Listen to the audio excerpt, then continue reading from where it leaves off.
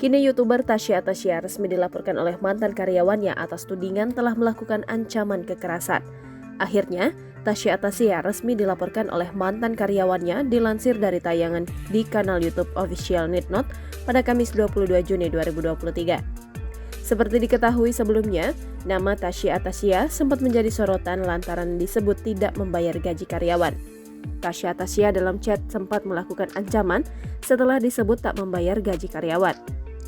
Kini mantan karyawan Tasya Atasya dengan kuasa hukumnya Marlon Sius Sihaloho mendatangi Polda Metro Jaya untuk melaporkan dugaan ancaman kekerasan yang diduga dilakukan sang YouTuber.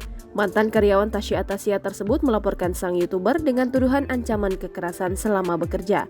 Tak hanya satu, Tasya Atasya bahkan dilaporkan sampai 3 orang mantan karyawannya. Menurut penuturan Marlon Sius Sihaloho, Tasya Atasya mendatangkan orang ke rumah mantan karyawannya dan melakukan pengancaman. Imbas dari hal tersebut, mantan karyawan Tasya Atasya merasa terganggu dan mengalami trauma. Sementara itu diketahui jika pihak mantan karyawan Tasya Atasya mengaku sudah memiliki semua bukti. Bahkan semua bukti tersebut sudah dilimpahkan ke Polda Metro Jaya. Bukti-bukti tersebut, kata dia, meliputi foto pelaku.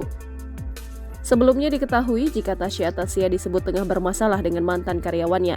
Hal tersebut bermula dari curhatan seorang mantan karyawan Tasya Atasya. Mantan karyawan ini menyebut bahwa dirinya tidak kunjung dibayar gajinya oleh Tasya Atasya yang merupakan selebgram sekaligus YouTuber tenar tersebut. Dikutip dari sebuah akun Twitter @a_keswari, mantan karyawan Tasya Atasya yang tak diketahui namanya ini mengeluh soal gajinya yang tak kunjung dibayar. Ia pun meluapkan kekesalan dan kekecewaannya tersebut lewat akun Instagramnya. Ia pun kembali melanjutkan curhatannya dengan membahas mengenai gajinya.